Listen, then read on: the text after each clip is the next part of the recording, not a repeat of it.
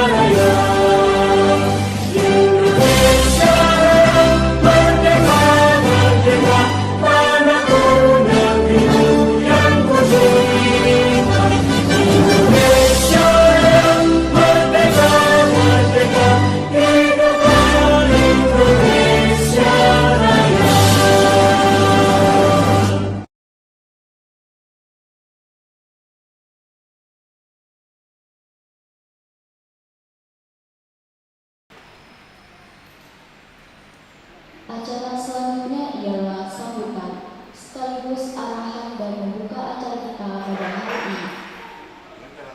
Sambutan kali ini akan disampaikan oleh pemateri kita pada hari ini yaitu Bapak Ardi Christian, dan sambutan akan dilanjutkan lagi oleh Bapak Anggara Joko Pratama. Kepada Bapak dipersilakan.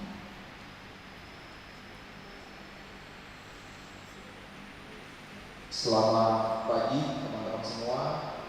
Salam sejahtera untuk kita semua. Perkenalkan, saya Ardi Christian. Untuk saya sebelumnya ini lulusan dari Teknik Samarinda 2019. Sekarang saya sedang diterima. Untuk hari ini kegiatan kita terkait suka dan duka dunia pengusaha. Nanti mungkin kita akan sharingkan kurang lebih sedikit banyaknya bagaimana tantangan-tantangan, kendala-kendala sama ya supaya seperti apa nanti. Semoga kegiatan yang dilakukan hari ini bisa membawa berkah untuk kita semua dan bisa menjadi motivasi untuk teman-teman semua. Mungkin sementara itu sambutan dari saya bisa dilanjutkan kembali. Assalamualaikum warahmatullahi wabarakatuh.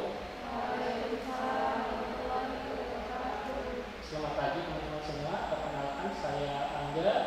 Kebetulan saya dulu satu alma mater dengan kalian. Saya kebetulan lulusan dari Universitas Indonesia. Cuman mungkin kita kampusnya tetanggaan. Jadi mungkin kampusnya yang di Gunung Tua itu sebelahan sama kampus saya. Saya kemarin itu kuliahnya di farmasi. Jadi yang tetanggaan. Kebetulan di sini kita akan lebih banyak tentang sharing terkait gimana sih tips terkait bagaimana berusaha dan bagaimana suka dukanya. Kita akan lebih banyak nanti ngobrol dan diskusi saja. Harapan saya semoga dari kegiatan ini nanti bisa menjadi insight kalian untuk kalian melangkah ke depannya, apakah nantinya kalian akan berkarir sebagai pengusaha ataupun berkarir sebagai karyawan. Itu pun sebenarnya dua-dua itu pun keputusan yang baik. Tapi balik lagi kepada passion kalian. Itu saja dari saya.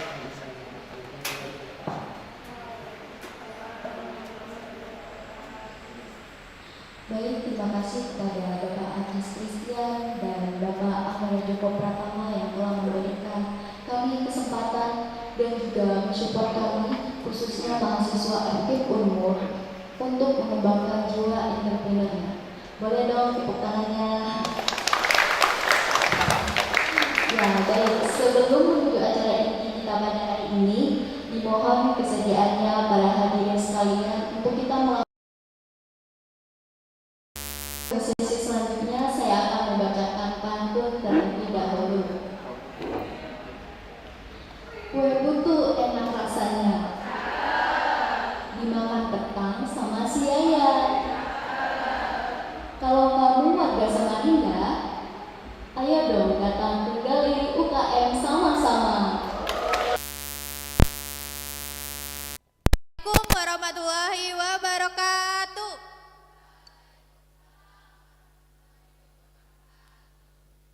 Jadi saya berdiri di sini itu kita mau ice breaking.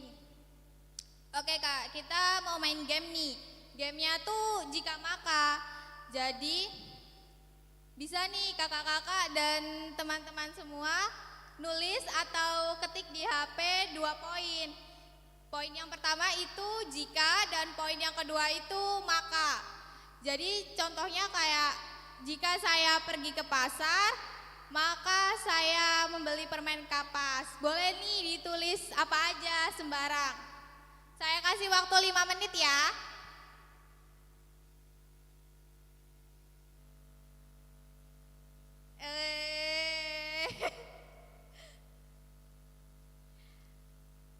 Oke, sekian sesi ice breaking dari saya.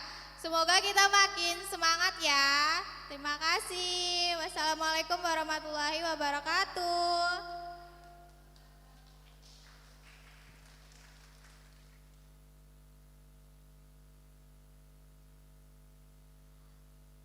Oke, baik. Selanjutnya kita menuju ke acara inti kita pada hari ini, yaitu Talk Show Entrepreneur Muda.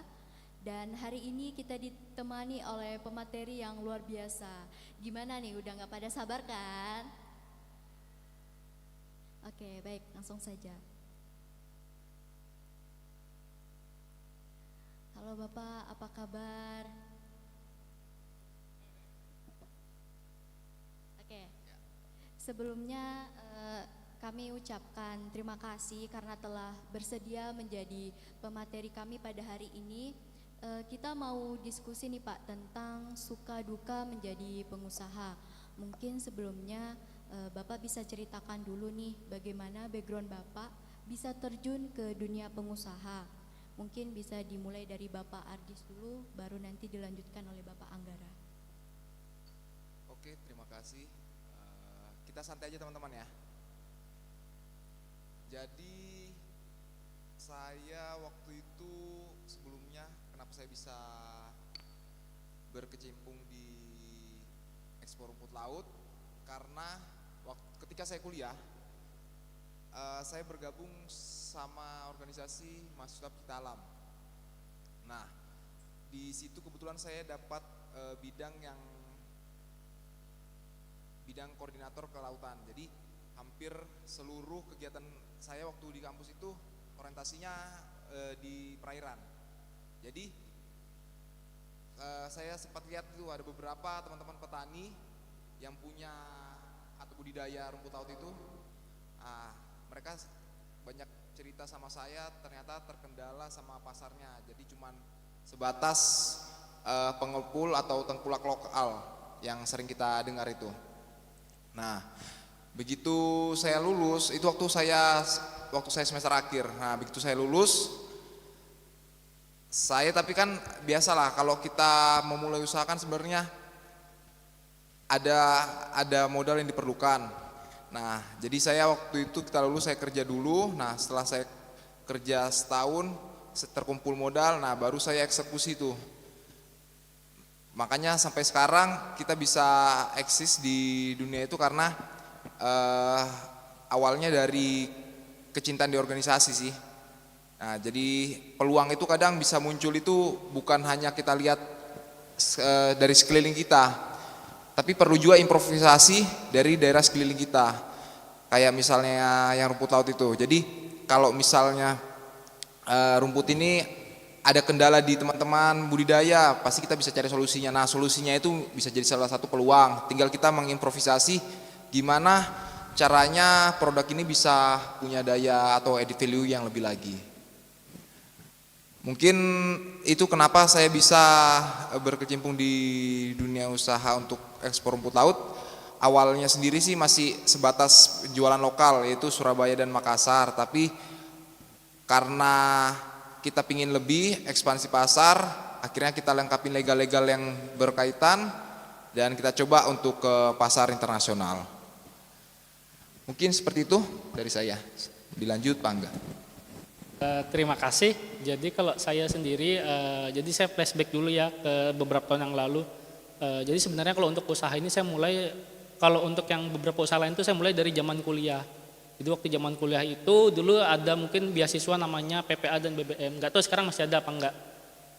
Jadi pada saat itu saya kuliah, kebetulan saya dulu waktu itu nyambi. Jadi walaupun ibaratnya farmasi itu bisa dibilang nggak pernah ketemu matahari, berangkat pagi pulangnya sore, kadang sampai malam. Ya kadang di sela-sela waktu malam itu kadang saya nyambi usaha. Jadi beberapa usaha sempat saya jalanin, ada kuliner dan yang lain. Dan waktu itu saya ngambil modalnya, padahal pada saat apoteker kemarin saya lanjut untuk pemagangannya, saya lebih condong ke rumah sakit sampai akhirnya pun saya ada ibaratnya praktek langsung di rumah sakit UNER di Surabaya sana. Setelah saya balik, saya agak kepikiran pada saat itu lihat adik-adik tingkat saya itu pada konsultasi, skripsi dan yang lain. Saya ngelihat banyak banget nih potensinya dari tumbuhan obat yang ada di Kalimantan ini, tetapi sayang itu hanya terdokumentasikan dalam skripsi dan itu hanya bertumpukan di perpustakaan tanpa orang itu mengenal lebih jauh. Jadi dari situlah akhirnya pada tahun 2021 saya mencoba akhirnya mengeluarkan produk dari beberapa tumbuhan seperti kayu bajakah, bawang dayak dan sejenisnya. Saya coba keluarkan beberapa produk yang memang sekaligus mengenalkan bosnya ini loh Kalimantan ini tidak hanya dikenal sebagai hutan belantara atau apapun itu, tapi dari hutan itu pun kita manfaatnya itu tuh bukan hanya ada basnya, ada kayu ataupun ada dari batu bara dan lain, tetapi juga dari tumbuhan obatnya pun juga sangat berkhasiat. Dan itu jurnalnya banyak banget, tetapi belum banyak orang yang mengetahui dan mengkonsumsi. Dari situlah saya mencoba mulai edukasi bahwasanya tumbuhan obat Kalimantan ini tidak kalah dengan tumbuhan yang ada dimanapun, seperti itu. Oke, baik, terima kasih. Di sini kita ada pertanyaan nih Pak. Menurut Bapak, keterampilan apa yang paling penting bagi seorang pengusaha muda? Bisa dimulai dari Bapak Adi. Oke, untuk keterampilan ya. Keterampilan, kalau berbicara keterampilan ini, begitu saya memulai ini, yang pastinya itu konsistensi sih. Karena sesuatu yang kita lakukan itu kalau kita tidak konsistensi itu pasti ya syukur kalau berjalan 50%, tapi kebanyakan kalau tidak konsisten itu hanya sampai di 25%. Nah, karena dari konsistensi ini memang berat, banyak kendala-kendala yang kita hadapin kan, banyak tantangannya. Tapi berjalannya waktu itu nanti intinya optimis sama konsisten itu pasti nanti ada hasilnya. Usaha yang kita lakukan itu tidak pernah sia-sia sih, pasti paling tidak ada buntutnya yang bisa kita dapat. Setelah konsistensi sama optimis ini sih pastinya disiplin juga, disiplin. Kalau saya dulu sih waktu saya memulai ini terbatas sama supplier. Supplier itu yang punya barang ke kita, yang jual barang ke kita. Itu terbatas. Yang awalnya dulu cuman produksinya itu bisa 10 ton sebulan, ternyata permintaan pasarnya itu bisa 15 sampai 20. Nah, itu kan ada kendala di situ. Nah, kita coba disiplin, coba kita buat kelompok budidaya, kelompok tani sendiri. Nah, memang awalnya itu ya jalan sia-sia, tapi karena namanya kita disiplin sama konsisten, pasti ada nanti hasil yang kita dapat. Terus dari dampak dari konsistensi ini yang paling banyak sih. Jadi kayak misalnya ketika saya memulai dulu saya itu begitu saya dapat yang pertama itu, nanti saya sudah agak menurun nih, quantity untuk kirim emailnya itu sudah berkurang, saya turunkan 50. Jadi, tapi tetap ada yang nyantol karena hasil dari email saya yang sebelum-sebelumnya. Jadi, yang selama ini saya alami itu konsistensi ini sih yang paling berdampak sekali untuk saya sendiri. Terus konsistensi ini selain dari sisi marketing, dari sisi kita juga, karena kita sendiri ini sebenarnya waktu kita ini kan cuma sehari itu 24 jam ya. Mungkin teman-teman yang kuliah menghabiskan waktu sebagian di kampus, begitupun saya, waktu saya memulai, saya kerja 8 jam di kerjaan, 8 jam harus saya habiskan buat membangun apa yang saya impikan, yang saya cita-citakan, dan 8 jam lagi ya kita pakai untuk keluarga dan sebagainya. Terkadang kalau kita lihat teman-teman kita ini, oh enak ya pulang berkegiatan entah kerja atau kuliah itu kan bisa nongkrong, bisa ngopi dan sebagainya. Tapi ternyata itu yang harus kita harus kita tunda dulu sebentar. Kalau memang kita mau bangun apa yang kita impikan itu, paling tidak kita harus korbankan waktu itu. Mungkin itu dari saya, bisa dilanjutkan oleh Pak Angga. Kalau dari saya pribadi sih yang pertama fokus. Sebelumnya saya mau tanya dulu, di sini ada yang sudah punya usaha belum? Atau yang buka usaha? Belum ada, atau yang mungkin berkeinginan buka usaha ada? Jadi kalau pertama saya bilang fokus. Kenapa fokus? Ketika kita mengerjakan sesuatu, kalau kita tidak fokus otomatis hasilnya pasti juga tidak akan sebagus ketika kita fokus. Jadi awal mula kemarin, ketika saya memulai usaha ini, saya kemarin tuh terjebak antara dua pilihan. Saya mengolah tumbuhan obat ini, saya olah dalam bentuk minuman, atau saya ke kosmetik. Yang pada saat itu memang sampai sekarang lagi nge-hype banget bahasanya untuk kosmetik itu. Akan tetapi saya pilih, ya udahlah saya pilih yang minuman dulu. Kenapa sih saya pilih minuman? Karena minuman tuh cara pengolahannya lebih mudah dibanding kosmetik. Dan ibaratnya pertama saya dan dari segi waktu pun pengolahannya itu tidak sepanjang yang kosmetik. Jadi ya udah saya pilih yang ini karena saya pengen bisa fokus satu ini dulu saya kerjakan. Ketika nanti sudah dia dapat sustainable dan sudah ibaratnya sudah berkembang, baru saya akan nambah yang lain. Jadi yang pertama ya kita harus fokus dulu, kita kerjakan satu-satu dulu apa yang mau kita kerjakan. Jadi ketika kita akan memulai usaha, kita tulis dulu goal kita ini apa sih. Kita fokus dulu ke situ. Untuk mencapai goal itu kira-kira kita harus lakuin apa aja. Itu ditulis step by step. Dan itu lebih bagus lagi kalau bisa tertulis ya. Tertulis di buku atau dimanapun itu ditulis. Jadi ketika kita mencapai satu tahapan tertentu kita checklist. Nah yang kedua disiplin. Jadi untuk saya bilang ini disiplin karena namanya seorang pengusaha itu bisa dibilang harus disiplin segala hal. Contoh paling gampang adalah masalah pencatatan laporan keuangan. Mungkin beberapa orang dia agak terkesan ketika ada pemasukan atau mungkin ada barang keluar atau ada belanja atau apapun, mereka terkesan meremehkan, oh nanti sajalah aku catat. Padahal salah satu untuk usaha ini terus berkembang dan bisa benar-benar sustainable adalah dilihat dari laporan keuangannya. Ketika kita malas nulis laporan keuangan, malas menyisihkan mana uang pribadi, mana uang usaha, itu otomatis ke depannya bisa dibilang itu salah satu alamat untuk usahanya itu bisa dibilang akan stuck dan tidak berkembang.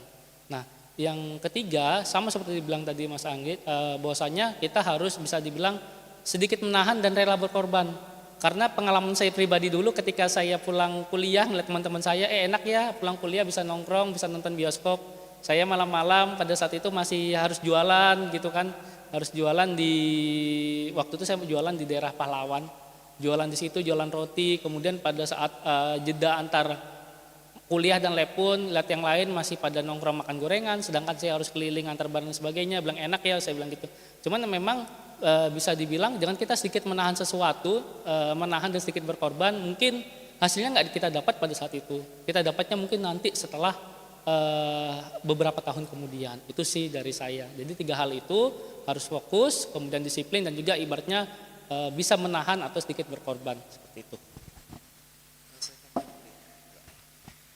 Ya baru terpikirkan, saya tambahin. Jadi skill lainnya itu mental sih ya Pak ya. Mental, kadang kita juga kalau mungkin ya samalah teman-teman kuliah juga pasti sudah sering dihadapin sama pada saat laporan dan sebagainya yang kadang konsul, kadang diterima, kadang tidak ya. Ya mungkin itu bekalnya untuk mental juga sih. Nah selain Jadi nanti ketika memulai itu kadang kita itu sudah jalan nih, tiba-tiba ada terpikir nih pikiran negatif di kita nih. Ini kayak mana ya nanti ke depannya ya? Ini bagaimana penjualannya ya? Gimana pendapatannya ya? Itu sering terpikir. Nah, itu salah satu sebagai dari bentuk mental sih. Jadi harus yang diperhatikan oleh kita kalau mau jadi pengusaha itu, mental itu harus sudah siap lah kita. Selain itu sama ini juga skill komunikasi. Jadi untuk teman-teman nanti yang misalnya siap memulai usaha, skill komunikasi itu paling penting. Mungkin pada saat kuliah pun sudah bisa dipraktekkan ya, pada saat konsul dan sebagainya. Nah, kalau kita sudah nanti memulai dan sedang berjalan, biasanya itu skill komunikasi itu kita terapkan pada saat misalnya kalau saya sendiri berhubungan atau berkoordinasi dengan stakeholder seperti Dinas Perikanan, BKIPM, Dinas Perdagangan, itu salah satu bekal skill komunikasi ini yang bisa kita terapkan nantinya.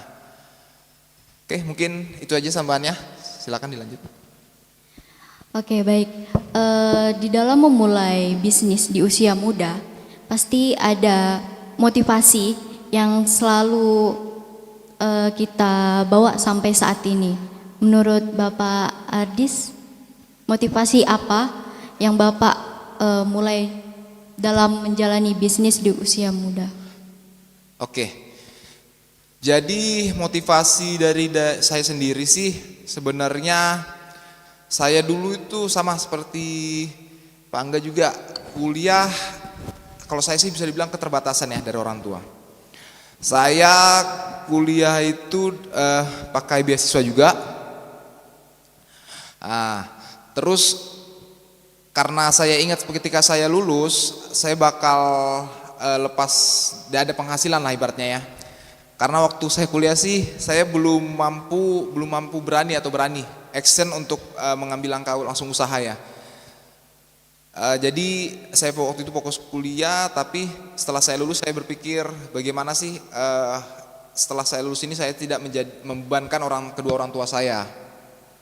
Nah, tapi sudah banyak tuh pikiran atau ide-ide atau gagasan yang sudah saya dapat atau peluang-peluang yang sudah dapat, cuman belum saya berani aksikan karena memang dari segi kalau menurut saya sih modal. Padahal sebenarnya teman-teman yang lain itu sebenarnya modal itu bukan kendala utama karena itu bisa diimprove sih, banyak caranya itu.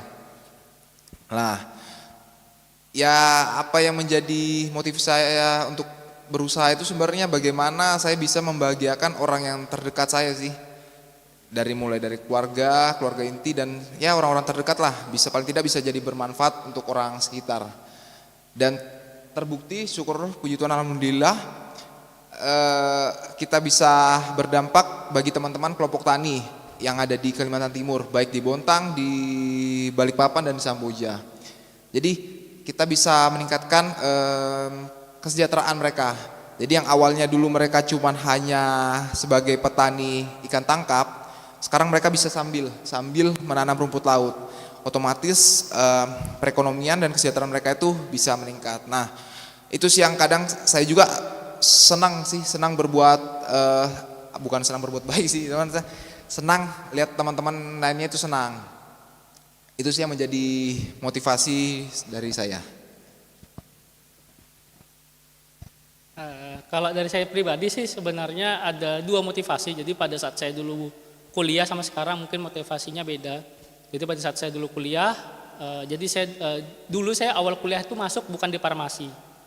Waktu itu saya pertama kali lulus di teknik kimia. Saya lulus di teknik kimia, itu pun sebenarnya saya pengennya masuk farmasi. Cuman ternyata keterimanya di teknik kimia. Oke, jadi saya waktu itu saya jalanin saja kurang lebih 2 semester. Kemudian semester selanjutnya pun saya tes lagi. Pada saat tes lagi, pada saat itu saya ngambil kedokteran dan farmasi. Dan pada saat itu pun saya sudah komit sama orang tua, seandainya saya lolos entah kedokteran atau farmasi, biaya kuliah nanti saya tanggung sendiri, entah nyari beasiswa atau apapun saya pengen mandiri. Jadi pada saat itu awal saya kuliah itu memang saya sih lebih ke bagaimana cara saya untuk bisa kuliah secara mandiri. Jadi pada saat itu alhamdulillah saya keterima di farmasi. Jadi akhirnya pun saya pindah mulai dari awal di farmasi, kemudian di situ pun saya cari beasiswa.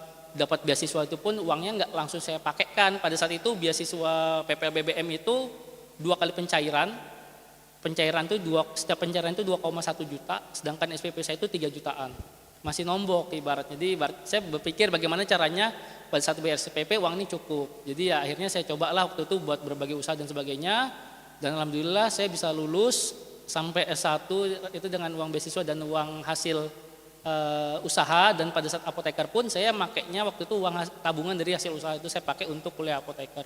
Nah pada saat saya mau mulai usaha yang sekarang motivasinya beda dengan yang dulu. Ketika saya dulu kuliah saya motivasinya saya pengen jadi mahasiswa yang mandiri deh, saya pengen kuliahnya bayar sendiri. Secara nggak langsung saya juga ngurangin beban orang tua seperti itu kan. Nah yang sekarang motivasi saya beda, ketika saya mengangkat tumbuhan herbal itu saya pengen bahwasanya Kalimantan ini tidak dikenal hanya sebagai pemasok dari batu bara, minyak bumi dan sebagainya, tetapi kita tahu bahwasanya Kalimantan ini punya segudang rahasia yang dari tumbuhan obat itu benar-benar berkhasiat. Dan saya harapan saya dari produk saya ini bisa membantu banyak orang, untuk orang itu bisa menjadi lebih sehat lagi dan juga bisa membuka banyak lapangan pekerjaan. Dan alhamdulillah dari usaha saya ini kebetulan saat ini mungkin kalau dari tim saya sendiri masih sangat sedikit. Kebetulan kita baru 5 orang dan alhamdulillah dari 5 itu 80%-nya kebetulan dari tim saya itu wanita dan rata-rata umurnya pun di atas saya. Jadi bahkan ada 1 orang yang ikut sama saya itu bisa dibilang saya bilang sudah lansia, umurnya sudah hampir 70 tahun. Dia ikut kerja bantu saya. Jadi memang kita pengen bisa berdayakan orang di sekitar kita, seperti itu sih kalau dari saya sekarang. Oke, baik. Ini masih ada pertanyaan, Pak. Di dalam memulai bisnis itu kan pasti ada modal yang harus kita gunakan gitu. Nah, bagaimana Bapak membiayai bisnis Bapak pada awalnya? Ya, Bapak. Berbicara modal ya. Kalau modal ini sebenarnya modal itu gimana ya? Banyak sih modal ini. Karena tenaga kita, pikiran kita itu sudah termasuk modal kita juga sih.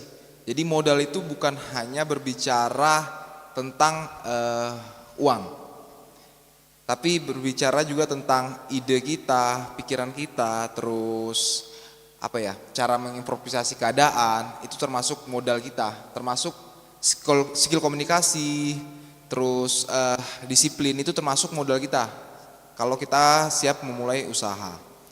Nah, tapi kalau kita berbicara untuk modal uang, jadi tadi saya sebelumnya saya sampaikan kalau saya sebelumnya itu bekerja dulu. Mungkin kalau teman-teman sih kalau mau modal itu sebenarnya banyak sih caranya, cuman tergantung itu modal itu seperti jalan rezeki masing-masing sih. Cara kita dapat modal itu jalan rezeki masing-masing. Kalau saya sendiri, yaitu saya kerja, begitu sudah terkumpul akhirnya bisa saya lokasikan dana itu untuk saya gerakkan ke usaha saya. Dan banyak juga teman-teman juga yang berjalan itu tanpa modal sepeser pun, itu ada juga ya. Biasanya yang seperti pembayarannya itu yang di DP oleh pembeli atau dibayar, itu biasanya mereka bisa jalan dengan uang tersebut. Tapi tetap kembali lagi modal pikiran, modal pemikirannya itu sudah ada. Jadi ini terkait untuk modal usaha aja, modal uang. Kalau modal uang itu modal usaha untuk uang itu banyak sih pasti enggak. Dan pun kalau misalnya usaha kita ini banyak bersinggungan sama stakeholder terkait, pasti ada aja caranya itu. Paling tidak ya kita berusaha jalan, sudah ada pikirannya, nanti modal itu sambil jalan aja lah, pasti ada aja hasilnya. Mungkin itu Pak. Sedikit tambahan dari saya terkait modal. Jadi kalau dari saya pribadi sih sebenarnya kalau untuk modal uang itu bisa saya bilang nomor kesekian. Karena ketika kita mulai usaha pertama kita harus lihat itu adalah pasarnya. Ada enggak sih pasarnya? Kira-kira ketika kita menjual produk ini, kira-kira produk kita ini bisa membantu menyelesaikan masalah orang apa enggak? Jadi saya balik lagi ke kilas waktu saya kuliah dulu. Jadi pada saat awal dulu saya kuliah, sewaktu itu saya belum dapat beasiswa. Jadi waktu itu saya modalnya, dan pada saat itu lagi booming namanya jualan online. Waktu itu Shopee belum ada. Itu baru ada waktu itu Tokopedia, kemudian Matahari Mall dan sejenisnya. Nah, jadi pada saat itu saya dapat modalnya dari mana? Ya udah, saya jualan di situ. Saya jualan beberapa produk di situ, kemudian ada yang beli. Ketika ada yang beli, itu otomatis secara nggak langsung bisa dibilang, kalau beli di situ bisa dibilang orang pasti beli. Tidak seperti yang kayak orang COD tiba-tiba hilang dan sebagainya gitu ya. Kalau di situ pasti beli, ya udah dari situ uangnya itu pun kita pakai buat beli barang, kemudian kita kirim ke mereka. Dari situlah modal awal yang saya pakai. Nah, bagaimana dengan yang sekarang? Kalau dengan yang sekarang sih saya bilang, ketika mulai usaha, yang cari dulu sebenarnya adalah kualitas produk dulu diperbaikin, kualitas produk dulu ditingkatkan, kemudian sudah kualitas produk bagus, kita cari pasarnya. Kira-kira ada nggak sih pasarnya? Ketika kita melihat bahwasanya ternyata pasarnya berkembang nih, kita bisa menggunakan beberapa cara. Kita bisa menggunakan seperti tadi dibilang, kita pembayarannya menggunakan DP, atau juga mungkin bisa menggunakan modal yang lain. Kita dari supplier, ibaratnya pembayarannya supplier bisa kredit, jadi mungkin dibayar setelah kita juga dibayar, atau mungkin juga dengan perjanjian yang lain. Nah, kebetulan kalau yang modal kemarin memang kita melihat bahwasannya benar-benar ini prospeknya bagus nih ya. Kalau dari saya pribadi, kebetulan saya ini kemarin pada saat memulai usaha itu memang agak sedikit menghindari pinjaman, bukan nggak mau pinjam, cuman saya tuh mikirnya kalau saya pinjaman tuh saya tidur nggak nyenyak. Jadi pada saat itu saya perlu modal. Pada saat itu hal yang pertama saya lakukan adalah saya menjual aset yang bisa saya jual. Jadi pada saat itu saya sempat ngejual motor saya buat saya modal, dan juga ada beberapa kendaraan saya jual itu untuk modal saya. Dan dari situ pun akhirnya ya kita bangun pelan-pelan. Makanya saya balik lagi ke awal, ketika namanya pengusaha itu harus disiplin mencatat laporan keuangan. Nah, kita ngelihat dari mana sih usaha kita berkembang apa enggak, itu dilihatnya dari laporan keuangan. Jangan sampai ketika kita laporan keuangan kita ini enggak bagus, itu kan bisa dibilang usahanya juga enggak bagus ya. Kita nyuntikkan modal terus-menerus, yang ada malah bisa dibilang boncos dan sebagainya. Kok ngerasa saya kok rugi banget usaha gini-gini, tapi kita enggak lihat indikatornya, kita ruginya dari mana sih, karena enggak ada laporan keuangan seperti itu. Oke, baik Pak, terima kasih. Di dalam memulai usaha di dunia bisnis pasti ada suka duka yang dialami. Nah, menurut Bapak, momen apa yang paling membanggakan yang pernah Bapak rasakan sebagai pengusaha muda, dan begitupun sebaliknya, apa kekecewaan Bapak yang terbesar yang pernah Bapak alami dalam berbisnis? Kalau yang pertama kita bahas kecewanya aja dulu ya. Kalau kecewanya sih pasti kalau saya sendiri rugi, ditipu supplier, ya ditipu orang-orang terdekat, orang kepercayaan, itu paling kecewa sih. Makanya prinsip saya itu paling tidak saya sudah pernah ditipu lah. Jadi saya udah tahu rasanya, jadi saya enggak bakal nipu orang.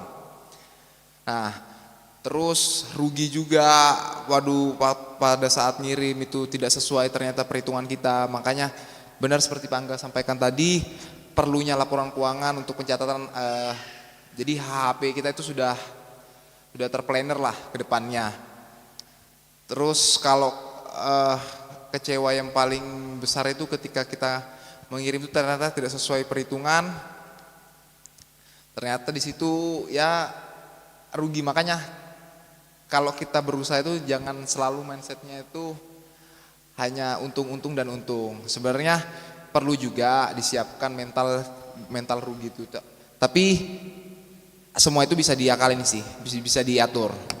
Jadi jangan sampai nanti ketika kita memulai kita langsung berpikiran untung dan untung, padahal sebelumnya kita itu perlu perjuangan yang bagaimana kita mendapat untung itu. Jadi siap-siap juga untuk punya mental yang mental di tempat baja lah. Terus untuk momen yang paling menyenangkan atau sukanya itu ketika, kalau saya dulu awalnya kan hanya sebatas jualan lokal itu ya, hanya jualan di Surabaya dan Makassar. Nah, untuk harga pasar sendiri itu sih waktu itu terbatas karena namanya juga pasar lokal ya. Nah, ketika kita sudah menyiapkan legalitas semuanya, kita sudah siap secara fondasi, secara bangunan, kita sudah siap, terus kita mampu mengekspansi ke pasar internasional. Nah, itu kan ada selisih atau gap harga ya. Misalnya yang kalau di lokal itu hanya 20.000, kita bisa kalau internasional itu kan pasti harganya lebih tinggi, sekitar 30.000 dan 40.000. Nah, otomatis kita itu bisa menaikkan harga teman-teman di petani atau di supplier. Nah, akhirnya yang paling membanggakan saya, dulu ada salah satu teman di kelompok tani saya di Samboja, masih bujang juga. Dia itu dulunya hanya sebagai nelayan tangkap, nelayan lah. Nah, begitu dia sambil menanam rumput laut, hanya dalam waktu 6 bulan, tapi waktu itu ketika harga barang kami itu tinggi-tingginya di tahun 2022. Nah, teman itu langsung nikah, langsung beli motor dan sebagainya. Itu sih yang, dan itu bukan hanya 1-2 orang, itu ada beberapa orang yang ternyata jadi petani itu lebih asik dibandingkan jadi kita. Karena petani ini enak ya, jadi mereka sudah dapat untung, sudah bisa memplanningkan sebagainya. Sedangkan kita kan masih memproyeksikan untuk 6 bulan ke depan ini seperti apa keadaan pasar, 1 tahun ke depan seperti apa keadaan pasar. Tapi yang paling menyenangkan itu sih, jadi bisa melihat secara langsung teman-teman atau kelompok tani ini merasakan manfaatnya secara langsung.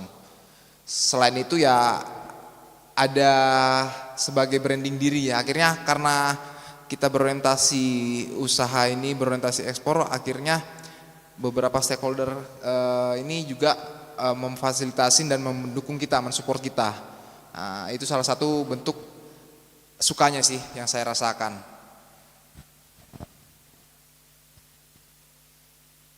Saya juga balik dulu dari yang dukanya. Dukanya itu memang yang namanya usaha itu ada untung dan rugi.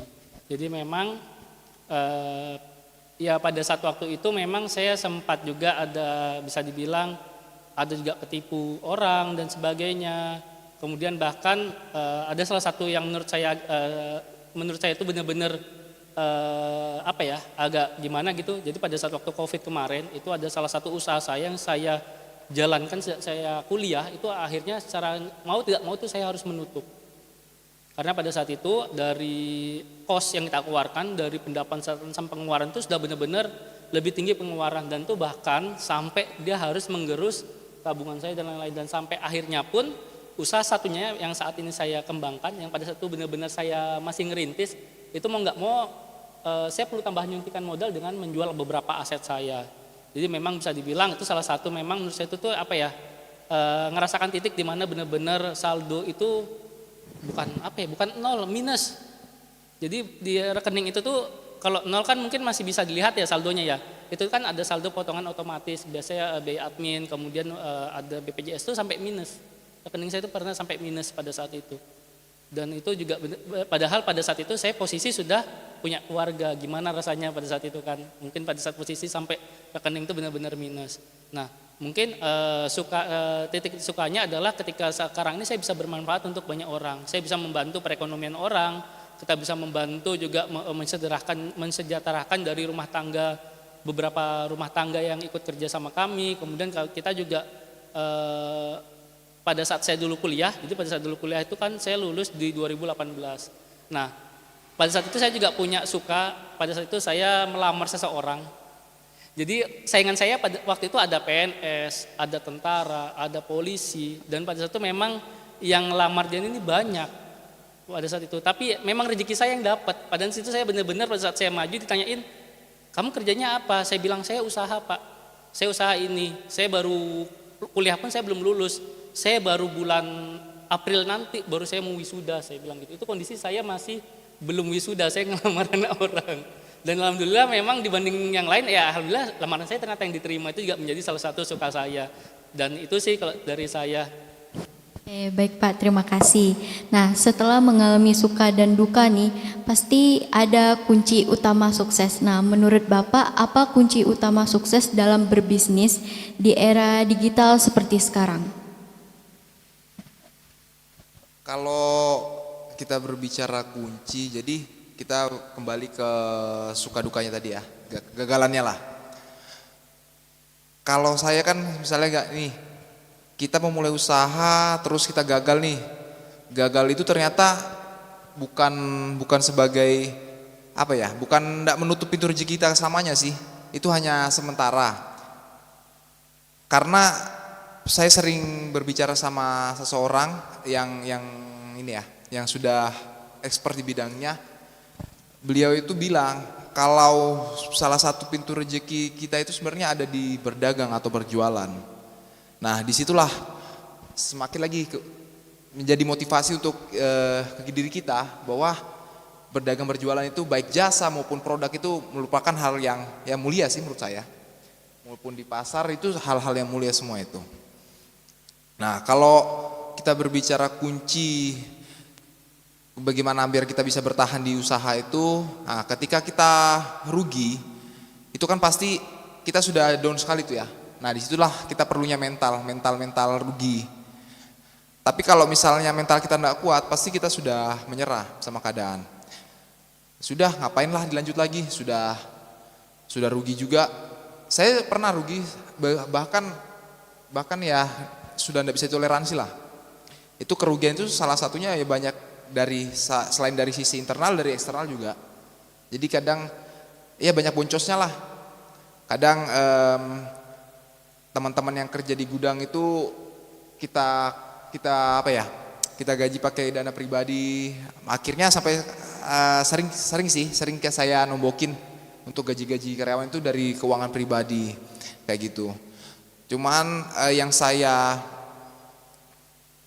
menurut saya jadi kata kunci biar kita bisa terus jalan sustainable, berkelangsungan itu bagaimana usaha ini berjalan, karena kita juga sudah berjalannya ini kan sudah paling tidak sudah 50% ke atas.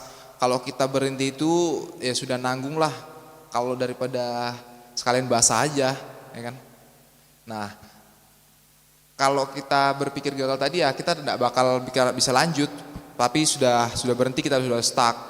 Ya jalan aja terus sambil melihat peluang, karena begini, kalau misalnya nih kita punya usaha, fokus awalnya nih A nih, berjalannya waktu itu pasti nanti ada cabangnya, jadi ada B, C, D. Nah, banyak teman-teman yang ternyata fokusnya di A, waktu begitu mereka jalan ada peluang A, B, C, D, dan E. Nah, yang terjadi sekarang ini banyak yang besarnya itu di buntutnya, malah di idenya. Misalnya saya awalnya jualan lokal atau ekspor nih. Nah, tapi ternyata A-nya itu saya jualan lokal nih, opsi fokus saya ya, yang jualan ekspor lah A-nya. B-nya itu jualan lokal, C-nya itu ternyata bisa jadi konsultan atau asosiasi dari kelompok tani. Nah, ternyata dari serangkaian usaha yang kita lakukan itu ada cabangnya banyak, itu bisa jadi juga peluang buat kita ke depannya sih. Jadi kalau misalnya yang A bakal mati, amit-amit nih bakal mati, maksudnya bakal stop. Tapi nanti masih banyak opsi berikutnya sih, ada B, C, dan D. Ekornya itu pasti banyak kalau kita mulai berusaha itu. Jadi nggak perlu takut kita gagal, nggak perlu takut, yang penting pintar manajemen aja. Paling penting sih manajemen keuangan itu. Mungkin itu dari saya. Kalau dari saya pribadi terkait bagaimana tipsnya, yang pertama kita harus disiplin. Balik lagi, kita disiplin dari pencatatan. Kemudian kalau sudah punya usaha, sudah mulai jalan, jangan lupa dibuat SOP-nya. Terkadang banyak pelaku usaha dia lupa ketika kejebak di zona nyaman, ngerasa usahanya kok setiap hari dapat pemasukan dan sebagainya, tapi mereka lupa membangun sistem. Dan akhirnya ketika dia lupa membangun sistem, akhirnya dia lupa juga sampai membangun tim. Jadi ibaratnya terjebak, aku kok kerjanya gini-gini aja ya, semua aku kerjakan sendiri, ibaratnya tanpa ada tim yang ngebantu. Jadi ketika kita membangun usaha, ya pertama kita harus disiplin dulu, merapikan keuangan dan lain-lain. Kemudian setelah itu kita mulai ngebuat namanya SOP, sistem dan lain-lain, hingga akhirnya kita bisa bentuk suatu tim. Nah, kemudian beberapa tips lainnya, mungkin kalau yang masih teman-teman ini masih kuliah, ketika ingin memulai usaha jangan lupa meminta izin restu ke orang tua. Karena bisa dibilang untuk kita status teman-teman sekarang kan bisa dibilang benar-benar masih di bawah orang tua ya. Jadi jangan lupa minta izin orang tua, karena pengalaman saya dulu waktu saya punya usaha selama kuliah itu saya beberapa kali rugi karena pada saat itu saya tuh usaha diem-diem tanpa ngomong ke orang tua. Dan setelah saya ngomong ke orang tua, saya minta restunya pun ketika mereka ngerestuin ya alhamdulillah di situ ternyata memang rezeki saya di bidang itu, dan kebetulan kemarin di usaha yang terakhir itu benar-benar bisa dibilang lumayan lah sebelum akhirnya itu tutup pada saat Covid, dan di situ saya jalannya pada saat mulai kuliah, dan itu benar-benar kuncinya itu adalah dari restu orang tua. Nah, ketika kita sudah punya pasangan, salah satu kunci lainnya adalah sebagai seorang laki-laki adalah bisa dibilang tolong ratukanlah istrinya. Semakin istrinya itu diratukan, saya jamin insya Allah rezeki itu semakin terbuka lebar. Seperti itu. Jadi mungkin di sini untuk teman-teman yang karena laki-lakinya cuma satu, nanti kalau sudah punya pasangan tolong dimuliakan istrinya, karena memang dari situlah bisa dibilang pintu-pintu rezeki kita juga semakin terbuka. Dan yang terpenting adalah ketika kita punya usaha kita harus jujur dan bertanggung jawab. Jadi kita kalau misalnya punya suatu barang, kita ngomong dengan jujur, barang kita ini sebenarnya spesifikasinya seperti ini, speknya seperti ini dan lain-lain, dan ketika ada masalah pun kita berani bertanggung jawab terkait berani mengganti rugi atau apapun itu. Yang penting kita bisa produk kita ini bisa diterima dengan baik oleh konsumen, seperti itu. Karena memang tujuan kita usaha adalah mendeliver produk ataupun servis kita untuk konsumen. Oke, baik. Terima kasih. Pertanyaan selanjutnya itu bagaimana Bapak mempertahankan loyalitas pelanggan di tengah persaingan bisnis yang semakin ketat? Mempertahankan loyalitas pelanggan ya ke kita ya. Jadi kalau pengalaman pribadi saya, bagaimana kenapa buyer itu bisa loyal ke kita? Karena gini, produk yang kita punya ini banyak, bukan hanya kita yang punya ibaratnya. Kita banyak pesaingnya lah, kompetitornya pasti banyak. Cuman bagaimana kita bisa buyer itu bisa loyal ke kita ya. Kita kembali lagi, kita harus, kan mereka pembeli nih, buyer. Kita harus bisa menjadikan mereka raja. Nah, terus selain itu kita juga walaupun kita lagi berdagang, lagi berbisnis sama pembeli itu, kita selalu tetap komunikasi. Jadi komunikasi kita sama pembeli itu tidak selalu semena-mena tentang bisnis, tentang hal yang mereka mau belinya kapan, kuantiti berapa, kualitasnya seperti apa, tidak sama-sama tentang itu. Bisa jadi contoh, misal nih salah satu buyer saya di India nih, waktu itu ketika di India lagi ada gempa. Nah, kita lagi ndak ada pengiriman nih. Kita chat mereka, kita hubungin mereka. Pak, di sana gempa gimana keadaan di sana? Nah, itu akhirnya kan buat mereka jadi apa ya? Jadi berarti si penjual kita ini care, ya kan? Akhirnya itulah yang membuat salah satu yang buyer itu bisa loyal ke kita. Salah satu seperti itu. Jadi menjaga komunikasi itu. Ya kalau peribahasanya kalau sekarang itu kayak kita jaga komunikasi sama gebetan seperti itu. Nah, sebenarnya buyer pun atau pembeli pun harus diperlakukan malah lebih lagi harusnya untuk menjaga hubungan sama biar mereka bisa loyal terus ke kita sih. Nah, selain itu kalau sudah kita care ke mereka, kita sudah peduli sama mereka dengan keadaan geografis mereka, pasti kita juga perhatikan yang namanya barang yang kita jual, produk kita ini, baik barang jasa ataupun produk ini. Jadi kalau dari saya produk, ya kita jaga kualitasnya, kita jaga permintaan mereka, speknya seperti apa mereka, kita jaga terus. Kalau misalnya ternyata ketika sampai sana barang tidak sesuai yang mereka harapkan, berarti kita bisa evaluasi ke internal kita, baik dari quality control dari kita ataupun dari sisi pengirimannya. Nah, tapi dalam hal itu bisa kita improvisasi lagi. Nanti kalau misalnya ada kerusakan atau barang yang tidak sesuai, bisa kita inilah ibaratnya kita kasih diskon lagi. Nah, kayak gitu-gitu yang bisa membuat buyer itu loyal. Atau ya akhirnya sampai sekarang buyer tersebut ya masih sama kita untuk ordernya.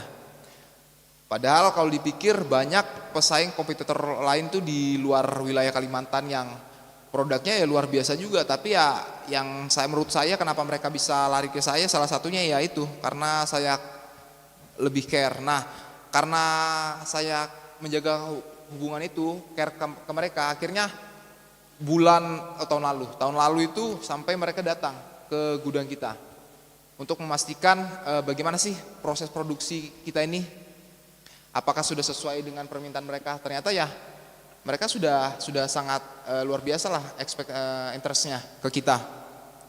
Nah, itulah yang kita jaga supaya berkelangsungan terus yang kedua juga mereka kan menggunakan produk kita sebagai produk kita ini sebagai bahan baku di pabrik mereka.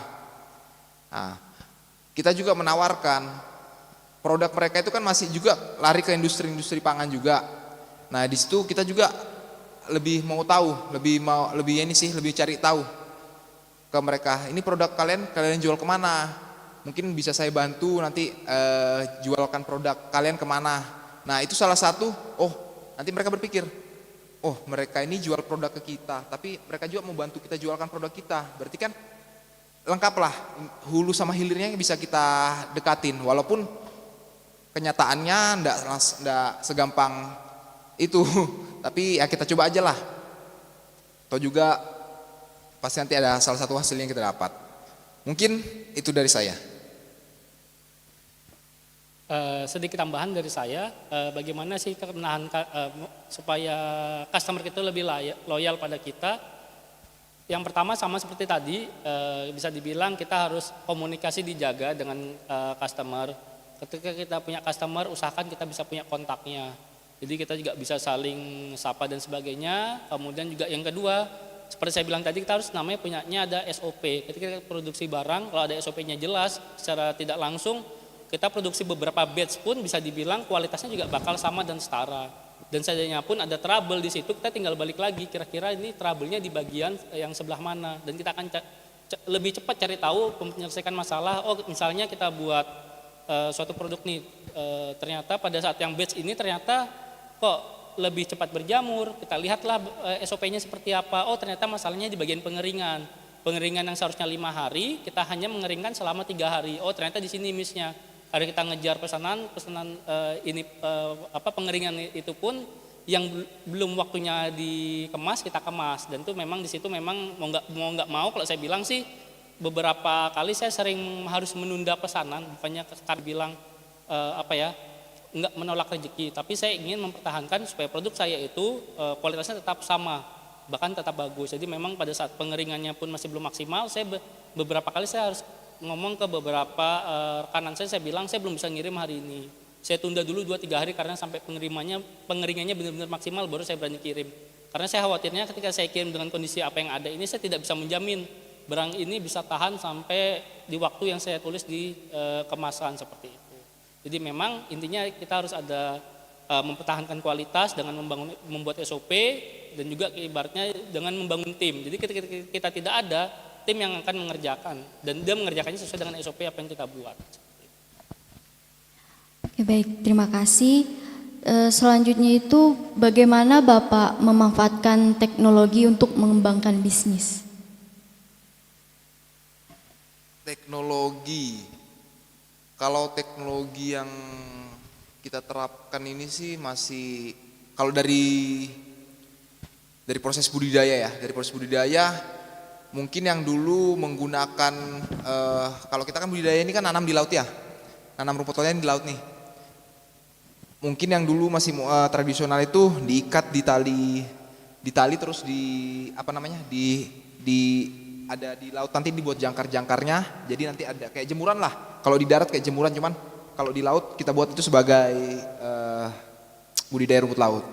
Nah, yang dulunya seperti itu sekarang kita sudah coba terapkan. Jadi karena kita menggunakan sosial media yang LinkedIn namanya nih ya, jadi banyak ternyata kompetitor kita atau kegiatan usaha itu yang sejenis dengan kita di luar negeri sana. Jadi kita lihat mereka itu punya cara budidayanya seperti apa, terus cara panennya seperti apa, itu yang kita terapkan, yang kita modelnya kita ikutin mereka. Karena ternyata setelah saya ikutin teknologi atau mereka yang modern yang bisa mereka terapkan, itu ternyata bisa menghemat atau mengefisiensi baik dari segi tenaga, dari segi cost, itu ternyata banyak manfaatnya.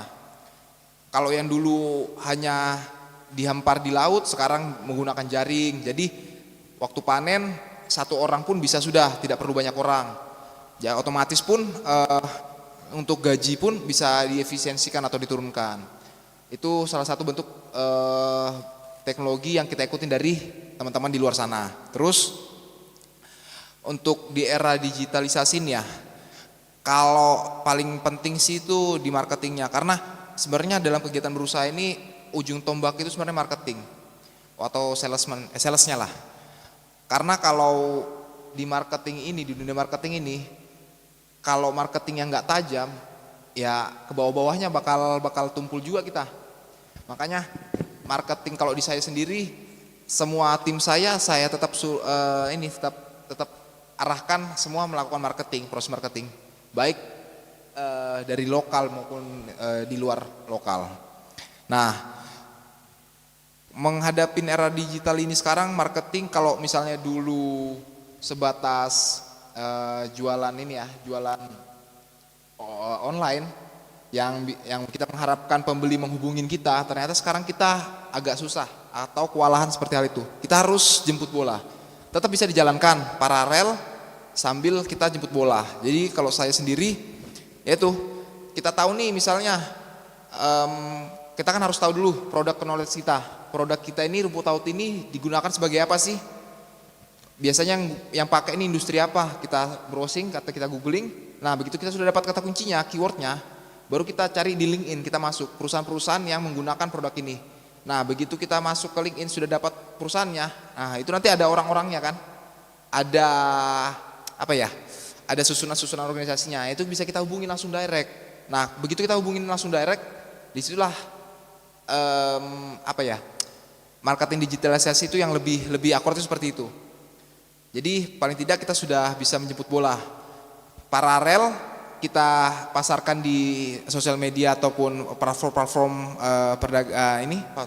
untuk dagang, tapi kita juga perlu paralel untuk direct message ke bayarnya. Lalu selain dari sisi budidaya, dari sisi marketing, sama ini juga untuk pembukuan sekarang juga kan, kalau dulu mungkin kita masih sebatas ya uang masuk sekian, uang keluar sekian. Nah ternyata sekarang itu sudah ada banyak platform sih yang menyediakan. Jadi nanti sudah terbaca dari neraca, arus kasnya, terus sampai tutup buku pun kita bisa kebaca. Jadi lebih simpel lah. Jadi teknologi itu sangat membantu. Makanya kalau kita nggak adaptasi sama teknologi sekarang, kita kalah. Ya jauh ketinggalan sih kita sekarang. Makanya untuk usaha-usaha sekarang itu lebih ke yang konvensional mulai ditinggalkan. Kita mulai melaju ke yang era digitalisasi. Mungkin itu dulu. Kalau dari saya pribadi terkait pemanfaatan teknologi, yang pertama kalau dari sekarang yang sudah serba era digital, untuk laporan keuangan kita sangat-sangat terbantu. Ketika dulu kita pembukuannya masih manual, sekarang kita sudah pakai aplikasi, dan memang aplikasi itu bisa dibilang sangat-sangat sangat gampang, karena kita tinggal hanya input angka pun hasilnya keluar, neraca keluar, laba rugi keluar. Jadi dari buku kasnya bisa jadi juga. Jadi dari satu aplikasi itu bisa mengerjakan langsung beberapa pekerjaan, dan itu sangat-sangat memudahkan. Dan untuk marketingnya pun juga lebih gampang, karena dengan namanya teknologi kita bisa menjangkau pasar lebih luas. Jadi kalau untuk sekarang ini biasanya ketika saya ada event misalnya ini di luar kota gitu ya, ada di bawah pameran dari dinas, itu kadang beberapa hari sebelumnya kita sudah bisa promosi duluan menggunakan Instagram Ads ataupun Facebook Ads, dengan kita target ke wilayah di tempat tujuan kita pameran. Biasanya saya sebelumnya seperti itu. Kemudian dari situ pun kita bisa ngeriset kira-kira calon-calon customer kita di kota tujuan sana itu tuh mereka habitnya seperti apa, mereka sukanya barang yang seperti apa, itu kita bisa dapat datanya. Dan dari situ pun sebagai bahan pertimbangan ketika kita membawa barang, kita pilih kira-kira barang mana yang harus dibawa lebih banyak, mana yang mungkin yang dibawa lebih sedikit, atau mungkin ada beberapa barang mungkin yang kita tinggal karena mungkin prospeknya kurang bagus di sana, seperti itu.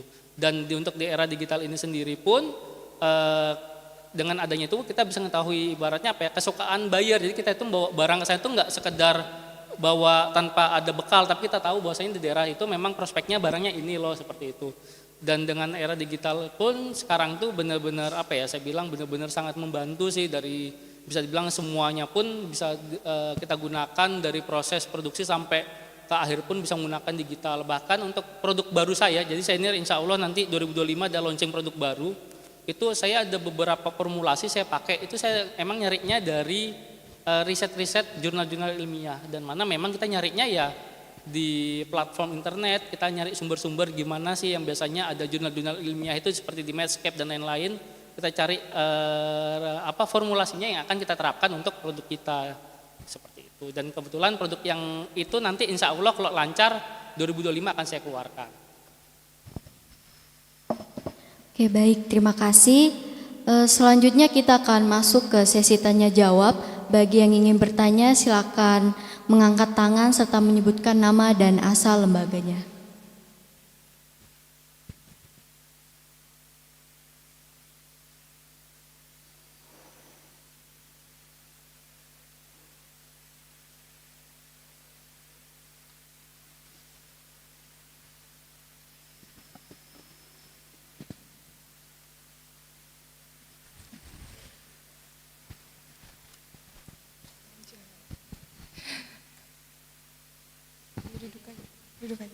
Baik, Assalamualaikum warahmatullahi wabarakatuh. Perkenalkan, nama saya Nurjana dari Pendidikan Geografi Angkatan 2022. Saya ingin bertanya, jadi di tempat tinggal saya itu banyak menghasilkan kayak dari sektor perkebunannya, Pak. Nah, itu menurut saya kurang kelola dengan baik untuk pemasarannya. Nah, dari situ saya pengen gitu nah Pak, berkeinginan untuk memasarkan produk apa dari perkebunan masyarakat di tempat tinggal saya. Itu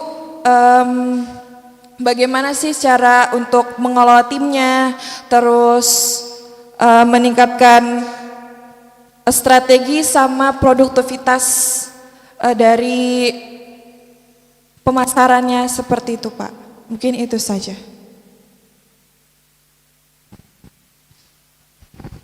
Mau langsung dijawab, Bapak?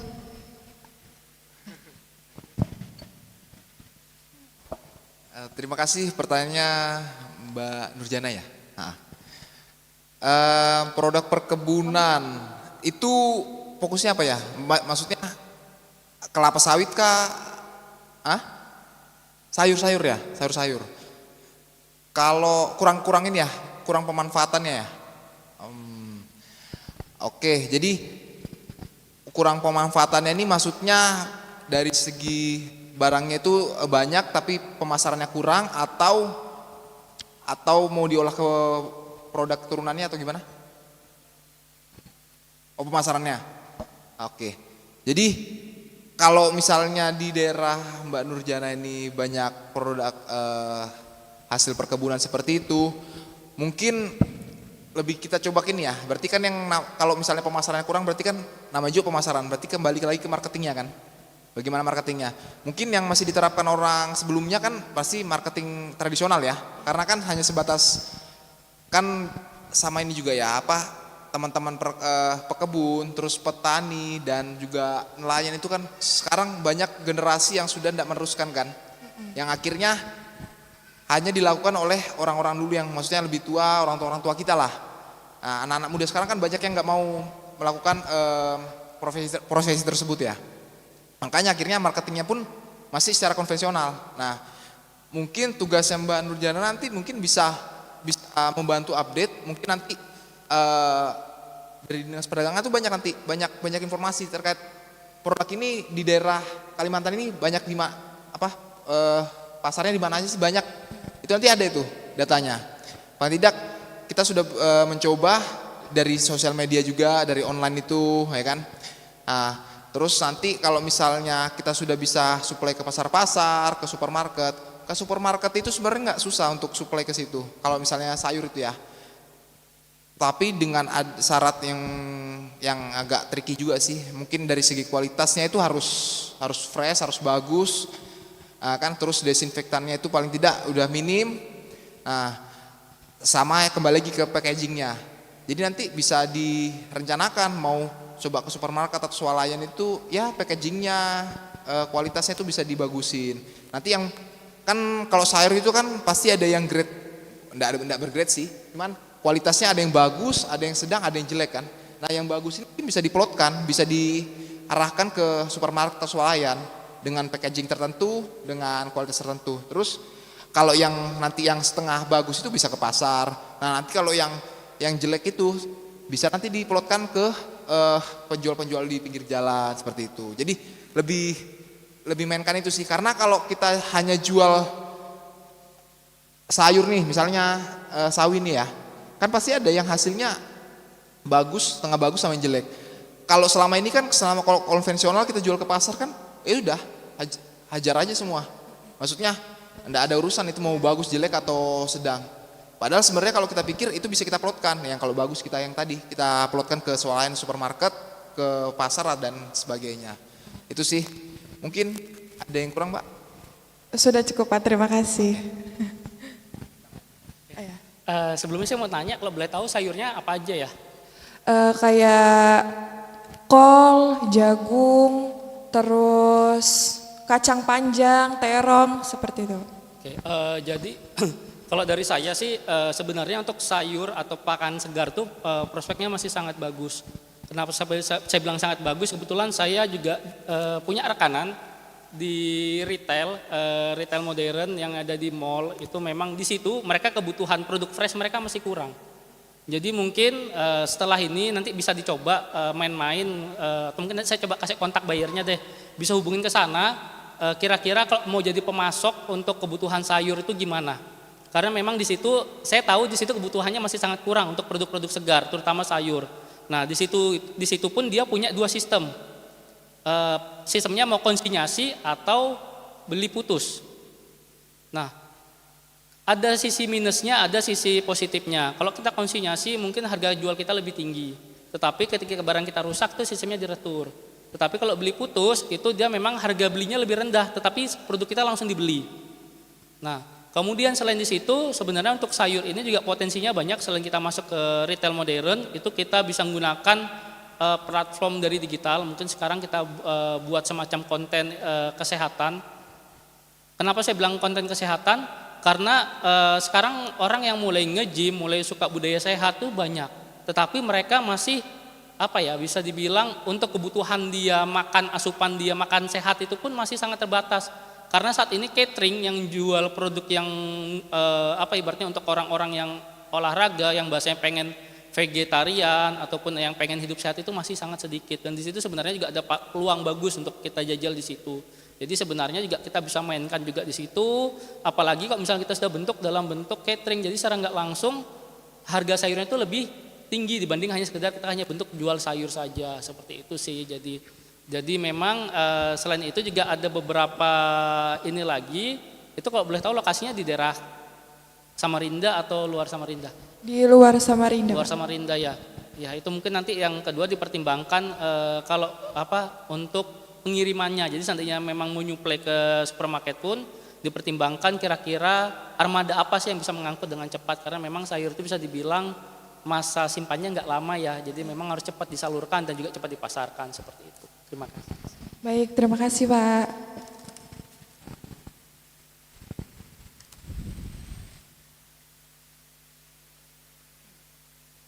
Oke baik, kalau masih ada.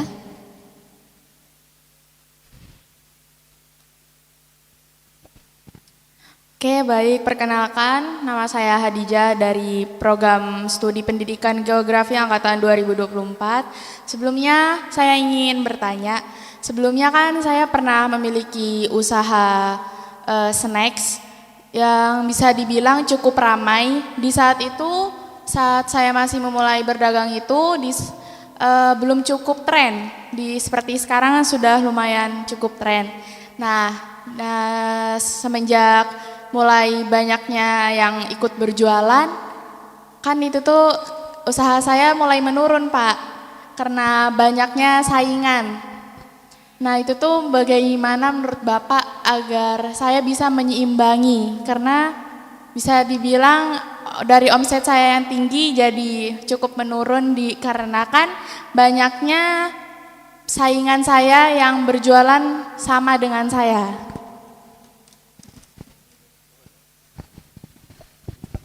Sebenarnya kalau itu bisa dibilang sama kayak hukumnya gula dan semut. Di mana ada gula di situ ada semut. Jadi memang sesuatu yang lagi hype atau sesuatu yang lagi laris pasti banyak bakal yang ngikutin dan bakal copy. Nah, gimana sih tipsnya? Yang pertama, ketika kita membangun suatu produk, kita fokus terhadap produk kita. Kira-kira nilai jual apa yang bisa kita tonjolkan supaya orang tuh mau beli produk kita. Misalnya nih, kita jual roti. Orang tuh kenapa sih harus beli roti kita? Kita harus punya alasan yang benar-benar spesifik. Kalau bukan sekedar roti saya enak, itu kalau menurut saya sih masih kurang ya, karena memang pada kaidahnya yang namanya makanan atau minuman itu enak tuh wajib.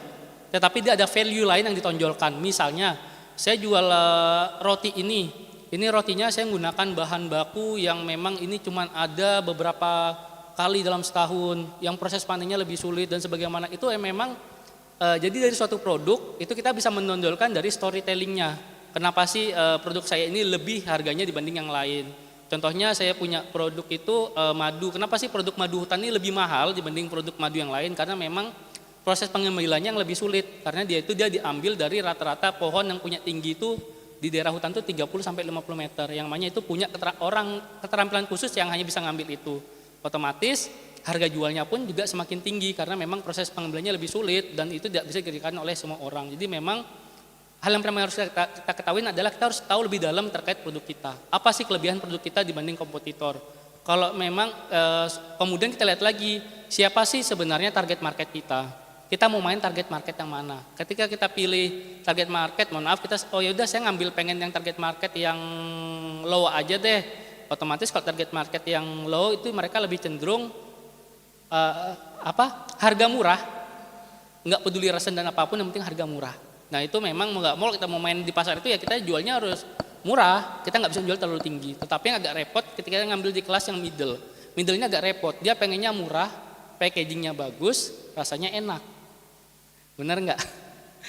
Nah di situ memang agak sedikit struggle. Jadi kita ketika main di situ ya mau nggak mau bisa dibilang kita harus punya effort yang lebih dibanding kompetitor kita. Nah, lain lagi kita ngambil yang pasar yang benar-benar yang high. Di situ kesannya premium. Nggak peduli kamu jual berapapun harganya, kalau rasanya enak, aku suka, aku beli. Jadi kita punya produk, kita tempatkan dulu produk kita ini kita nyasarnya ke yang mana? Apakah mau ngambil yang kelas yang low, middle atau high? Dan setelah kita tahu produk kita ini ada di mana levelnya, kemudian baru kita tentukan strateginya. Karena strateginya antara yang low, middle sama high itu beda. Jadi tergantung lagi kita mau pilihnya mau main yang di pasar yang mana, seperti itu.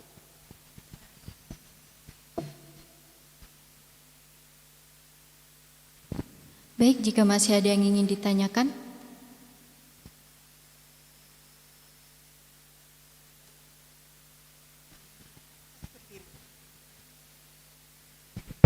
Baik, Assalamualaikum warahmatullahi wabarakatuh. Perkenalkan nama saya Eka Saputri dari Prodi Pendidikan Geografi Angkatan 2022. Saya izin bertanya, dulu kan pas masih SMA itu pernah juga mencoba-coba bisnis gitu buat keripik pisang dan keripik singkong. Nah, akan tetapi saya itu punya problem di ini konsisten Pak. Alhamdulillahnya waktu itu produknya itu laris dan ditempatkan di warung-warung gitu kan. Nah jadi itu produknya udah laku dan menguntungkan. Akan tetapi itu dari diri saya pribadi itu kurang konsisten gitu Pak. Jadi bagaimana ya cara agar saya tetap konsisten dalam menjalankan usaha itu. Gitu. Terima kasih.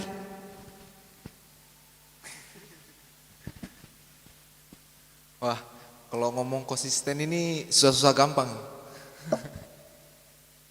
Jadi tahun berapa Mbak Siti ya? Eka. Sorry, Mbak Eka. Pas itu COVID Pak. Pas COVID ya? Iya. Itu supply ke toko-toko berarti ya sudah? Iya, ke warung-warung gitu Pak. Ya. Nah, yang buat Mbak Eka sendiri tidak bisa konsisten itu apa?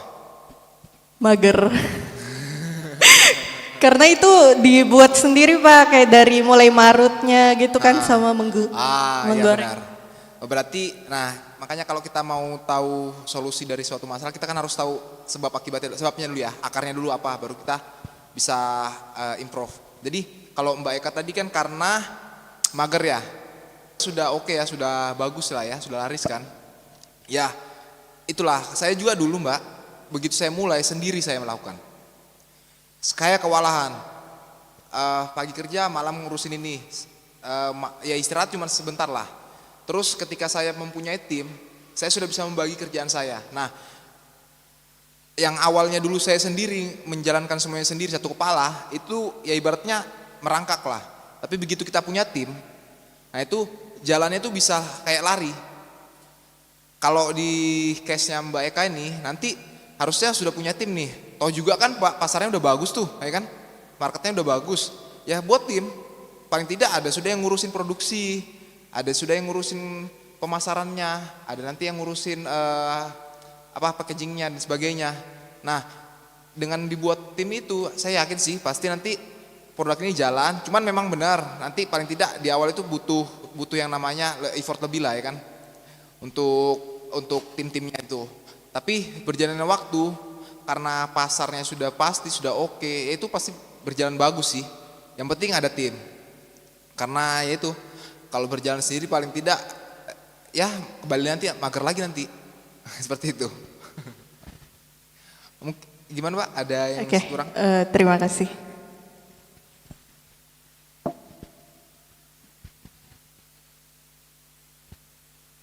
Oke, baik. Di sini ada yang bertanya Pak. Pertanyaannya itu bagaimana menurut Bapak tentang kompetitor digital marketing?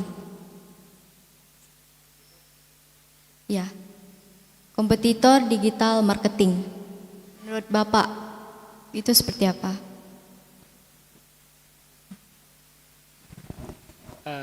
Sebelumnya saya ingin nambahkan sedikit ya untuk yang Mbak Eka tadi. Ketika kita mager atau apapun itu, kita balik lagi, kita mau usaha ini tujuannya apa? Kenapa saya tanya tujuannya apa? Itu misalnya kita tujuannya, saya hanya ngisi waktu kekosongan aja deh. Otomatis pada saat kita sibuk kita mager, kita nggak akan mau ngerjain itu, benar nggak? Nah, jadi ketika mau buat usaha kita buat sesuatu tujuan, kalau bisa tujuan itu yang benar-benar yang sulit digapai. Kenapa saya bilang sulit digapai? Karena kan pada saat kita down, kita ngeliat, saya masih jauh dari tujuan, harus banyak, ibaratnya mimpi saya masih jauh, otomatis kita harus bisa cepat bangkit lagi dong. Jadi kalau misalnya buat usaha, kalau saran saya sih buatlah mimpi yang kalau bisa yang tinggi sekalian. Bagaimana cara nggapainya itu urusan sekian. Yang penting kita akan maju step by step. Karena bisa dibilang puncak gunung yang tinggi itu pun itu dilewati dengan langkah demi langkah untuk sampai ke puncaknya. Nah, balik lagi ke pertanyaan yang tadi, bagaimana sih menghadapi kompetitor di era digital? Sama seperti saya bilang tadi, yang namanya ada gula, ada semut. Di mana ada produk yang laris pasti banyak kompetitornya. Tinggal balik lagi gimana cara kita supaya bisa dibilang kalau saya sih lebih fokus terhadap bagaimana meningkatkan kualitas produk kita. Karena ketika produk kita kualitasnya sudah bagus, otomatis bisa dibilang customer kita juga suka, itu kompetitor mah saya bilang insya Allah pasti bakal lewat sendiri ya. Karena ibaratnya customer sudah puas dengan produk kita. Jadi kalau dari saya pribadi, terus perbaiki produk kita, terus inovasi untuk produk kita, dan balik lagi kita lihat lagi produk kita ini ada di pasarnya yang apa, kita tentukan dulu pasarnya yang apa, karena dari pasar itu pun kita akan tentukan strategi apa yang mau kita buat itu berdasarkan dari target market apa yang kita ambil, seperti itu. Baik Pak, saya izin ulangi pertanyaan, ini pertanyaannya dari YouTube atas nama Pak Oki Hendrop. Pertanyaannya itu bagaimana menurut Bapak tentang kompetitor digital marketing, karena kalau kita lihat di marketplace pada banting-bantingan harga seperti itu. Sebenarnya sih kalau masalah banding-bandingan harga kita balik lagi ya kepada value apa yang kita jual dari produk kita. Jadi sebenarnya kalau saya bilang tadi itu kita bisa dibilang kalau namanya usaha itu ada ibaratnya ada istilahnya red ocean dan blue ocean. Red Ocean itu bisa dibilang kompetitornya sangat ketat, di situ orang benar-benar banting-banting harga benar-benar jatuh-jatuhkan dan sebagainya, dan ibaratnya di situ benar-benar kayak ekstrem banget lah. Kita ciptakan kolam kita sendiri. Gimana ciptakan kolam kita sendiri? Kita buat pasar kita sendiri. Kita buat produk yang memang produk ini sesuai dengan kebutuhan pasar, dan kita ngelihat produk kita ini benar-benar spesifik membantu menyelesaikan masalah orang. Jadi kita buat produk itu yang benar-benar ibaratnya ya dari kualitasnya juga bagus, kemudian juga kita si customer juga sesuai dengan yang customer mau. Otomatis ketika produk ini sama dengan yang kemauan customer itu bisa dibilang itu adalah sesuatu yang klop. Jadi kalau sebenarnya kalau dari saya pribadi sih kalau untuk kompetitor kalau saya mungkin agak sedikit dikesampingkan, saya lebih fokus terhadap bagaimana pengembangan produk kita. Mungkin kompetitor bolehlah kita nengok sesekali. Seperti kita naik kendaraan, mungkin kita nengok spion hanya sesekali saja. Nggak mungkin kan kita nengok spion terus-terusan. Karena kita tetap harus fokus ada yang di depan, seperti itu sih. Jadi yang dari saya pribadi, tingkatkan kualitas produk kita dan inovasi terus, seperti itu. Dan mempertahankan hubungan ke pelanggan. Oke, mungkin saya tambahin. Jadi kalau berbicara kompetitor saat ini betul seperti yang dibicarakan Pak Angga tadi. Jadi kalau kita sebenarnya kita harus fokus aja sih, fokus ke produk kita karena kompetitor ini hanya bisa kita pakai itu biasanya hanya sebagai paling tidak sebagai pembanding. Tapi kalau misalnya kita sudah punya produk yang nilainya lebih bagus, kualitasnya lebih bagus, kita tidak perlu khawatir sih. Berarti bagaimana cuman cara kita pembeli itu bisa lari ke kita, itu kembali ke marketingnya. Jadi kompetitor ini kalau saya pribadi hanya saya gunakan sebagai pembanding. Jadi gimana sih si A ini bisa jualannya begini, penghasilan penghasilan bagus dan sebagainya. Itu nanti bisa jadi pembanding yang akhirnya jadi motivasi ke kita sendiri. Nah, kalau yang untuk produknya sudah kita fokus saja, sama seperti Pak Angga tadi kita kesampingkan aja untuk kompetitor. Tapi perlu kita lihat sebagai pembanding aja. Mungkin seperti itu. Oke, baik Pak, terima kasih. Jika masih ada yang ingin ditanyakan.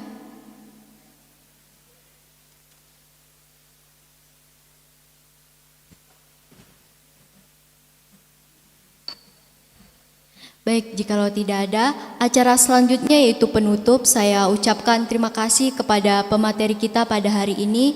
Semoga apa yang telah menjadi diskusi kita pada hari ini dapat menjadi sebuah pengalaman yang luar biasa bagi kita untuk menambah ilmu dan bisa kita sama-sama mengimplementasikannya. Terima kasih hadirin yang telah hadir pada agenda kuliah umum kita pada hari ini. Saya Gina Rizka selaku Master of Ceremony memohon maaf apabila ada perkataan yang salah selama menjadi Master of Ceremony pada hari ini. Wassalamualaikum warahmatullahi wabarakatuh.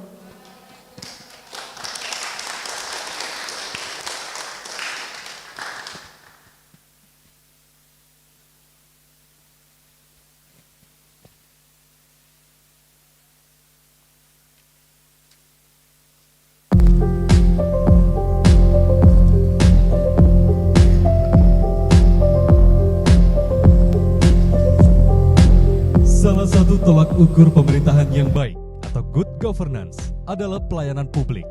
Hal ini dapat dilihat dari kemudahan yang diberikan oleh Dinas Perindustrian, Perdagangan, Koperasi, Usaha Kecil dan Menengah Provinsi Kalimantan Timur, terutama dalam penyediaan fasilitas-fasilitas yang menunjang pengetahuan atau ekonomi, atau apa yang akan memberikan manfaat bagi masyarakat Kalimantan Timur, khususnya ekonomi, perdagangan, membantu masyarakat di berbagai hal seperti pelayanan, permintaan data di PPID pelaksana Disperindakop, layanan permohonan SKA bagi eksportir, layanan klinik bisnis bagi masyarakat yang ingin konsultasi bisnis, dan layanan lainnya.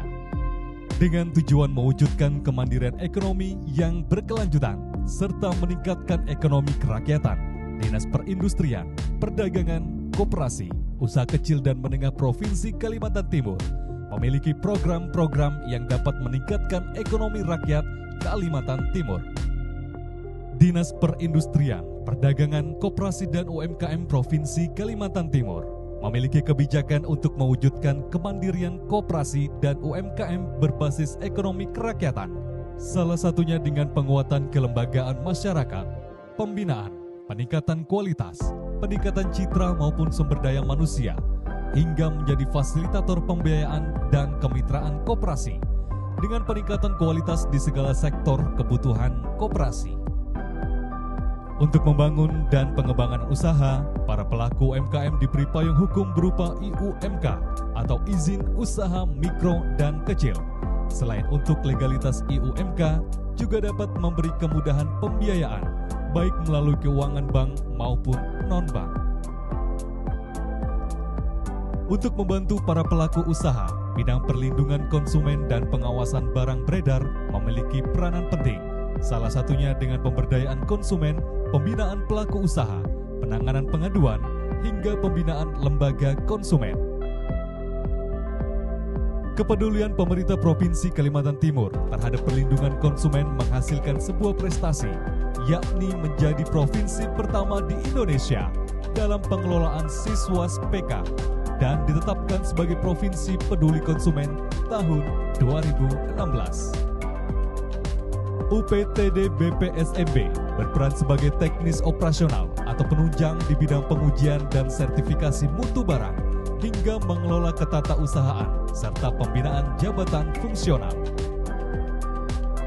Dengan visi mewujudkan peningkatan daya saing melalui pengakuan atas mutu barang ekspor Indonesia di pasar internasional dan terkendalinya mutu, Dinas Perindustrian Perdagangan Koperasi dan UMKM Provinsi Kalimantan Timur memiliki misi yakni mewujudkan pemberian jaminan mutu barang, pengawasan pengujian laboratorium, SNI, serta mewujudkan sumber daya manusia yang profesional dan memiliki tujuan diantaranya jaminan mutu yang merupakan pilar utama dalam memberikan jasa pelayanan teknik. Ada 10 komoditas yang diekspor pada hari ini. Dari tahun 2020 hanya 7 pelaku ekspor di Kalimantan Timur, tahun 2021 meningkat menjadi 35. Dan yang paling penting dari 35 itu 10 adalah pelaku ekspor dari UMKM. Alhamdulillah berdasarkan catatan 40% ekspor pada hari ini itu berasal dari Kalimantan Timur. Di bidang pelatihan, UPTD Pelatihan Koperasi bertanggung jawab dalam penyelenggaraan pelatihan, memantau, mengevaluasi, melaporkan hasil pelatihan, dan mengelola ketatausahaan serta pembinaan kelompok jabatan fungsional. Saya sangat berterima kasih dan mengapresiasi tinggi terhadap program-program yang diselenggarakan dari Desprindako Provinsi Kalimantan Timur, program-program yang benar-benar sangat membantu terhadap kami para pelaku UMKM, baik yang sudah usahanya sudah berjalan lama ataupun yang usahanya dalam posisi baru merintis dan baru mulai usaha. Program-programnya pun yang dijalankan terkait seperti seminar, kemudian juga ada pameran dan yang lain-lain itu sangat bagus sekali. Karena kita di sana bukan hanya dituntut menjadi seorang pengusaha yang hanya sekedar jualan, tapi kita juga harus dapat bagaimana ilmu-ilmu yang nantinya akan kita terapkan kepada usaha kita. Dan juga saya juga sangat berterima kasih atas semua program-program yang sudah membantu saya secara pribadi dan juga membantu kawan-kawan UKM lainnya, sehingga UKM yang di Kalimantan Timur ini bisa naik kelas dan juga bisa berkembang lebih baik lagi. Sejalan dengan visi dan misi yang diemban, Dinas Perindustrian, Perdagangan, Koperasi, Usaha Kecil dan Menengah Provinsi Kalimantan Timur selalu meningkatkan kualitas dalam pelaksanaan pendampingan, pelatihan, mendorong UKM untuk bisa go internasional, dan menumbuhkan wirausaha baru untuk Kalimantan Timur berdaulat dalam pemberdayaan ekonomi wilayah dan ekonomi kerakyatan yang berkeadilan.